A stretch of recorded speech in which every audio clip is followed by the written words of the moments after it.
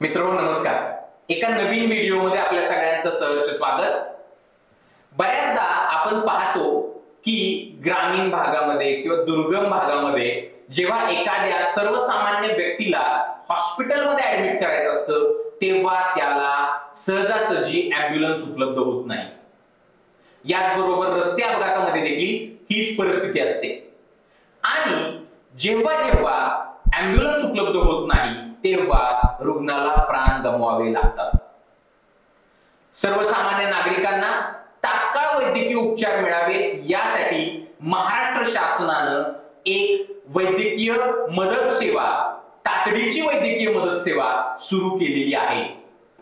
आणि या सेवेच्या माध्यमातून सरकार 365 दिवस आणि 24 तास मोफत ॲम्ब्युलन्स सेवा उपलब्ध करून देत आहे. बऱ्याचदा ग्रामीण भागामध्ये शेतामध्ये काम करणारे लोक असतील, शेतकरी असतील, एखाद्याला सर्पदंश होतो किंवा विंचू चावतो किंवा एखादी गर्भवती महिला असते जिला प्रसूतीसाठी हॉस्पिटलमध्ये ऍडमिट करायचं असतं तेव्हा ॲम्ब्युलन्सची गरज लागते. आणि अशा प्रत्येक वेळेला तुम्हाला फक्त एकच नंबर डायल करायचा आहे आणि तो नंबर आहे 108 108. या नंबरवर तुम्ही कॉल केल्यानंतर साधारणतः 20 ते 25 मिनिटाच्या कालावधीमध्ये ॲम्ब्युलन्स तुमच्या घरापर्यंत पोहोचते. ॲम्ब्युलन्स पोहोचल्यानंतर तिथं रुग्णाला प्राथमिक उपचार देण्यासाठीचं सर्व साहित्य जसं स्ट्रेचर, औषधं, डॉक्टर किंवा सीपॅप मशीन, बायपॅप मशीन, ऑक्सिजन सिलेंडर हे सगळं ॲम्ब्युलन्स मध्ये उपलब्ध असतं. प्रत्येक ॲम्ब्युलन्स मध्ये एक MBBS डॉक्टर रिक्रूट करण्यात आलेला आहे. त्यामुळं पेशंटला घरापासून हॉस्पिटल पर्यंत घेऊन जात असताना त्याची तब्येत स्टेबल करण्यासाठी जे जे काही करावं लागतं किंवा जे प्राथमिक उपचार द्यावे लागतात ते सर्व उपचार या ॲम्ब्युलन्स मध्ये रुग्णाला मिळतात आणि त्याचा जीव वाचायला मदत होते.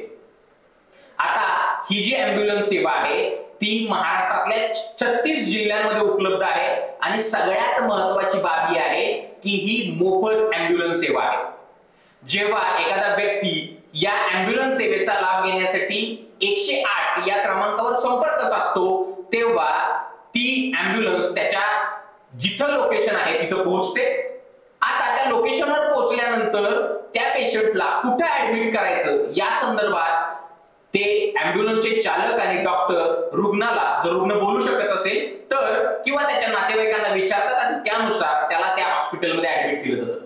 पण बऱ्याचदा रस्ते अपघातामध्ये किंवा एखादा अपघात घडतो तिथं रुग्णाचे नातेवाईक नसतात. अशा परिस्थितीत त्या रुग्णाला सरकारी हॉस्पिटलमध्ये ऍडमिट केलं जातं आणि त्याला उपचार दिले जातात. सगळ्यात महत्वाची गोष्ट ही आहे की जेव्हा ती ॲम्ब्युलन्स त्या रुग्णाला घेऊन हॉस्पिटलकडे जाते तेव्हा ती ॲम्ब्युलन्स कोणत्या हॉस्पिटलकडे निघालेली आहे याचं लोकेशन आपण ट्रॅक करू शकतो आणि या ॲम्ब्युलन्सच्या माध्यमातून नक्की पेशंटला कुठल्या हॉस्पिटलमध्ये ऍडमिट केले हे देखील आपण जाणून घेऊ शकतो.